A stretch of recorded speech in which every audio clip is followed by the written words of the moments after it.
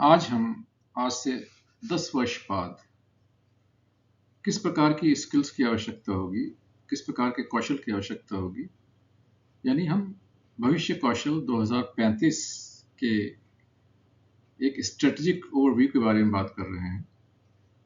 अगर हम देखें तो 2030 तक चलने वाली जो कोर स्किल्स हैं और जो आगे बहुत ही इम्पोर्टेंट होंगी, उनमें एक है क्रिटिकल थिंकिंग, महत्वपूर्ण सोच, क्रिएटिविटी यानी रचनात्मकता, सहानुभूतिपूर्ण व्यवहार एवं सोच, एम्पैथी, और तकनीकी साक्षरता।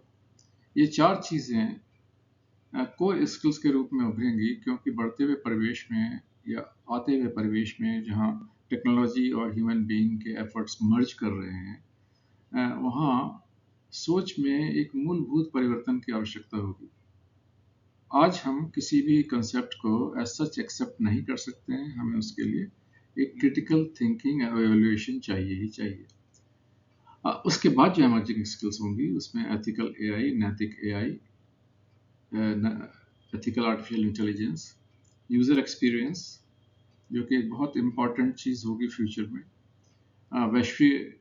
वैश्विक नागरिकता, ग्लोबल सिटीजनशिप, और सस्टेनेबिलिटी अलाइनमेंट, स्थिरता संरेखण बहुत ही आवश्यक होगा, क्योंकि उसके बिना आने वाले समय में किसी भी देश का, किसी भी समाज का, किसी भी ऑर्गेनाइजेशन का या किसी भी वर्ग का काम नहीं चलेगा। स्टडी स्किल्स हैं जो कि आगे भी चलती रहेंगी और आज भी चल रही हैं। उनमें है ऑपरेशनल रिलायबिलिटी, परिचालन विश्वसनीयता। हम चाहते हैं कि हमारा जो भी कार्य हो विश्वसनीय हो, और एक बेसलाइन लिटरेसी हमेशा चाहिए होगी, आधारभूत साक्षरता चाहिए होगी, क्योंकि समय के साथ साक्षरता के जो इंडिकेटर्स हैं, उनको इंगित करने वाली जो चीज़ें हैं वो भी परिवर्तित हो जाएंगी। और इसके साथ आदमी को अपने एफर्ट को मशीनों द्वारा ऑगमेंट करना भी सीखना है, इस वृद्धि की आवश्यकता भी है। अनावश्यक कौशल, रूटीन और मैनुअल टास्क जितने भी हैं, नियमित और मैनुअल कार्य, क्योंकि ये सब स्वचालित प्रणालियों द्वारा प्रतिस्थापित किए जा रहे हैं। They are being replaced by automated machines. Human differentiation जो कि एक बहुत ही इम्पॉर्टेंट चीज़ होगी, उसमें एम्पैथी, जजमेंट, सहानुभूति, निर्णय और अनुकूलनशीलता, प्रासंगिकता भी चाहिए, एडेप्टेबिलिटी, ड्राइव, रिलीवेंस चाहिए। और ये सब चीज़ें आने वाले समय में बढ़ावे में होंगी और इनकी आवश्यकता बहुत अधिक होगी। एक बात चलिए स्ट्रेटजिक आउटलुक 2035 देख लेते हैं, क्या क्या चाहिए होगा। ह्यूमन और टेक्नोलॉजिकल स्ट्रेंथ आपस में एक दूसरे के साथ एकीकृत होंगे। मानव और तकनीकी शक्तियां साथ साथ काम करेंगी। शिक्षा और नीति सुधारों को आपको इंडस्ट्री 6.0 के नॉर्म्स के साथ ट्रांसफॉर्म करना पड़ेगा, संरेखित करना पड़ेगा।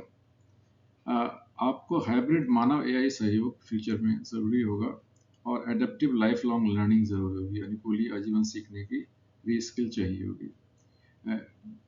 ग्लोबल लीडरशिप पाइपलाइंस जो समावेशन पर और नैतिकता पर जोर देते हुए बनाई जाएंगी, वो एथिक्स को इंक्लूजन करेंगी और एथिक्स पर बेस्ड होंगी।